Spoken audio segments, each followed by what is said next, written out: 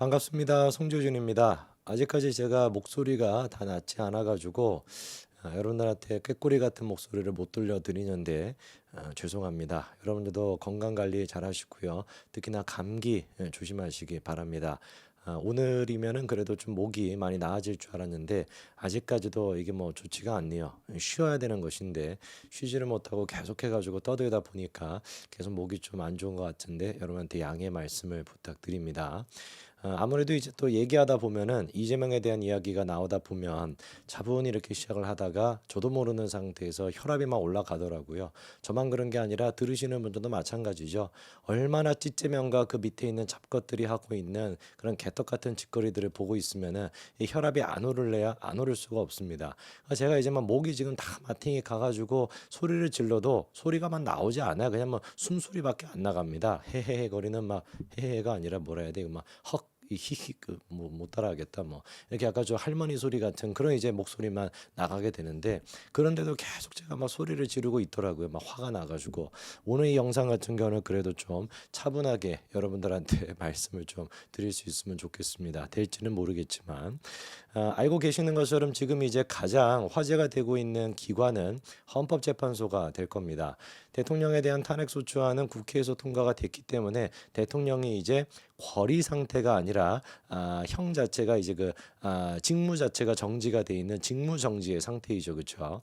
그렇기 때문에 사실상 할 수 있는 게 없는 그런 이제 상태이고 이게 이제 그 탄핵이 결정이 되기 위해서는 이 상태에서 헌법재판소에서 결정을 내려야 되는 것인데 여기서 이제 문제가 생기는 겁니다. 지금까지 이재명과 그다음에 민주당 애들이 해왔던 게 뭐였어요? 재판 지연. 모든 것들을 전부 다 지연시켰던 게 이재명과 찌재명의 그 일당들의 모습이었거든요.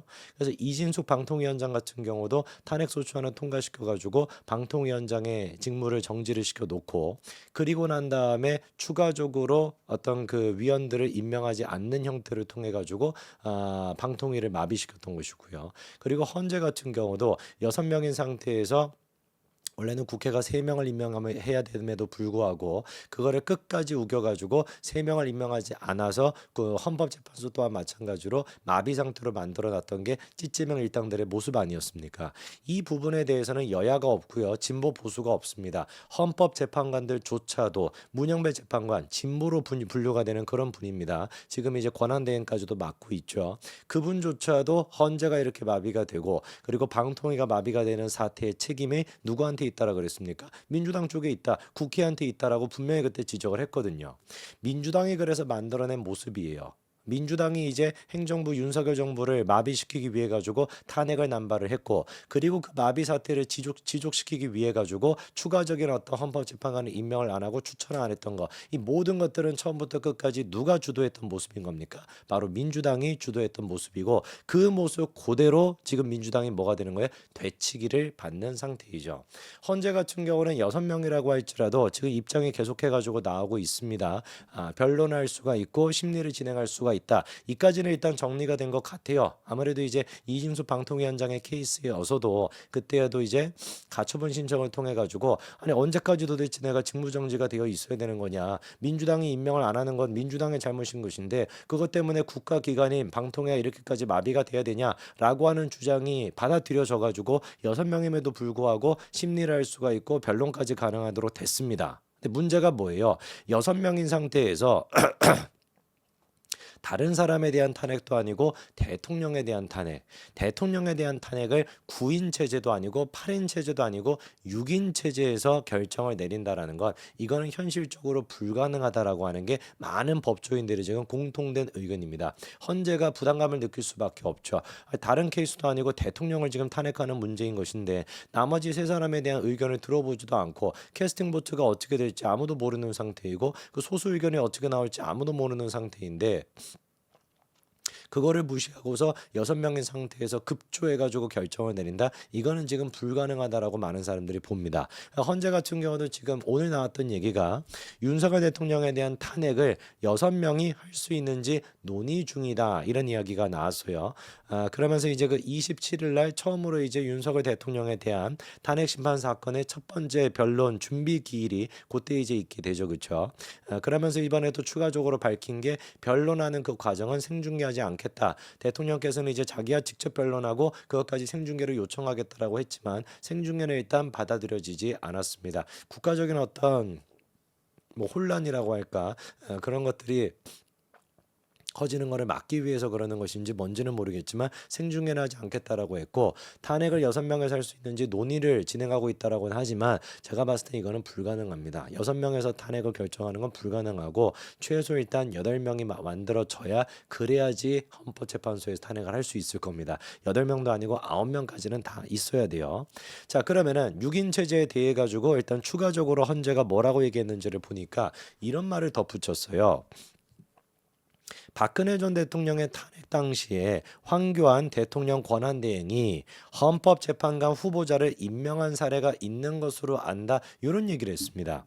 요게 지금 이제 약간 좀 문제가 되고 있는 발언인데 요 얘기를 지금 글자 그대로 생각을 해봤을 때는 아니야 지난번에 박근혜 정부 때도 황교안 권한대행 체제가 헌법재판관 임명하지 않았냐. 그러니까 이번에 한덕수 체제 같은 경우도 권한대행으로서 똑같이 헌법재판관을 임명할 수 있는 거 아니야. 라고 하는 민주당의 주장을 고지고대로 뭔가 헌법재판소가 얘기하는 것처럼 들리거든요.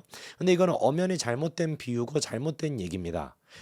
애당초 황교안 권한대행 같은 경우는 처음에 대통령에 대한 탄핵이 결정되기 전 그러니까 국회에서는 탄핵소추안이 통과가 됐지만 헌재에서 탄핵이 인용되기 전 그때부터 헌법재판관을 임명하려고 했습니다.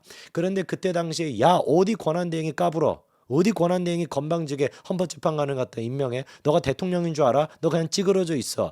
라고 그런 식의 막말을 퍼부으면서 공격했던 사람들이 지금의 민주당입니다. 대표적으로 그런 사람들이 누군 거예요? 박범계, 추미애, 박주민 이런 애들이 튀어나와가지고 어디 감히 건방지게 권한대행이 지가 대통령인 줄 아냐? 가만히 있어야 된다. 헌법재판관은 네가 임명한다라는 것 자체가 비민주적인 것이고 반헌법적인 것이다. 그렇게 공격을 했거든요. 그래가지고 그때 황교안 권한대행이 박근혜 전 대통령에 대한 탄핵이 인용되고 난 뒤에 인용이 되고 난다면 그때는 이제 직무정지가 아니라 거리 상태가 되는 거 아닙니까? 그때가 되고 나서야 비로소 9번째 헌법재판관을 갖다 임명을 했습니다. 그리고 그때 9번째 헌법재판관 같은 경우는 대법원장이 추천했던 헌법재판관이었어요. 이번 케이스 같은 경우는 어떠냐? 똑같은 논리가 적용이 되는 겁니다. 민주당 애들이 개발작을 일으켰던 것처럼 똑같은 논리에 따라 가지고 대통령이 아직까지는 헌법재판소에서 인용이 안 됐으니까 국회에서만 통과가 돼 가지고 거리 상태가 아닌 직무정지의 상태니까 한덕수 총리 찌그러져 있겠다. 한덕수 총리 그냥 대통령이라고 생각하지 않고 권한대행이라고 하는 자기의 본분을 잊지 않겠다. 그래가지고 헌법재판관 6명, 7번째, 8번째, 9번째를 임명하지 않겠다. 민주당이 8년, 9년 전에 했던 얘기를 고지고대로 실천하겠다라는 것인데 이게 도대체 뭐가 잘못된 겁니까? 민주당이 뭐라고 이거에 대해서 반박할 수 있죠?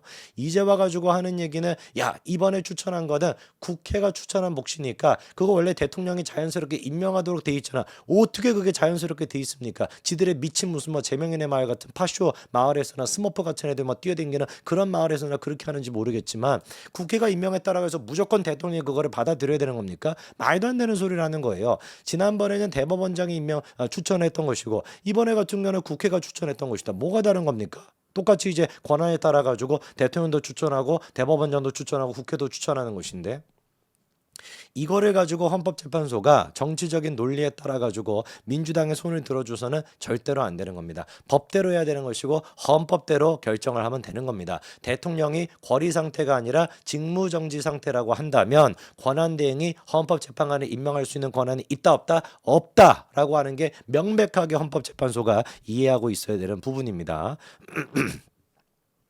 그런데 이번에 헌법재판소가 저런 얘기를 하다 보니까 사실상 지금 인사청문회를 앞두고 있는 사람이 조한창, 정계선, 마은혁 이런 이제 그 헌법재판관들이 있지 않습니까? 이런 사람들을 권한대행이 임명할 수 있다라고 하는 취지로 얘기한 것처럼 해석이 되고 있지만 그렇게 해석하는 거는 민주당이 꿈꾸는 바고요. 절대로 그렇게 해석할 수 없고 절대로 그거는 이루어질 수 없는 얘기입니다. 황교안의 권한대행 케이스와는 분명히 다르다라는 것이고 헌재가 지난번에 또 했던 얘기도 6인 체제로서 윤석열 대통령에 대한 탄핵 심판 변론까지도 가능하다라고 하지만 저는 결코 이것이 탄핵을 결정하는 것까지는 안 될 거라고 봅니다. 이거는 말이 안 되는 얘기예요. 6인에서 만약에 실제로 6인으로 한다라고 한다면은 더 우리가 걱정 안 해도 됩니다. 6명 가운데 단 한 사람이라도 단 한 사람이라도 기각을 하게 된다면 이거는 이제 만장일치로 6명일 때는 만장일치로 되기 때문에 무조건 한 명이라도 기각하면은 그냥 기각이 되는 거거든요. 그게 무서워가지고 민주당이 지금 9인 체제를 만들려고 하는 거예요. 설령 그러니까 여러분들이 생각하시기에 헌재가 대타 필요 없다. 그냥 6명에서 그냥 결정하겠다라고 한다면 그것은 또 그것대로 우리한테 유리한 케이스가 되는 겁니다. 민주당이 그거를 원치 않잖아요. 민주당이 원치 않은 거는 우리한테 유리한 거죠. 그렇지 않습니까? 민주당은 지금 9인 체제가 돼가지고 과반수로서 결정이 되기를 바라는 것인데 6인 체제가 된다면 만장일치가 돼야 되니까 한 명이라도 기각 결정을 내린다면 민주당의 모든 것들이 다 무너져 내리게 됩니다. 윤석열 대통령이 부활할 수도 있게 되는 거예요. 6인 체제라고 한다면은 아싸리 저는 그래서 이번에 헌재가 6인 체제에서 그냥 권한대행 해도 된다라고 하고 그리고 한 다음에 6인 체제에서 그냥 탄핵을 결정하겠다 그렇게 하는 것도 결코 나쁘지 않다라고 봅니다. 6명 같은 경우는 지금 4명 정도가 중도 보수로 분류가 되고 있거든요. 그 중도 보수로 분류가 되는 4명 가운데 한 사람이라도 기각 결정을 내리게 된다면 윤석열 대통령은 진짜 지옥에서 부활하는 그런 역대급 반전 스토리를 만들어낼 수 있겠죠. 뭐가 됐든지 간에 지금 상황 어떻다? 민주당에게 유리하게 흘러가지 않는다. 그리고 이 판 자체를 누가 만들어낸 것이다? 민주당이 자초한 거라는 겁니다. 여기까지 말씀드리겠습니다. 감사합니다.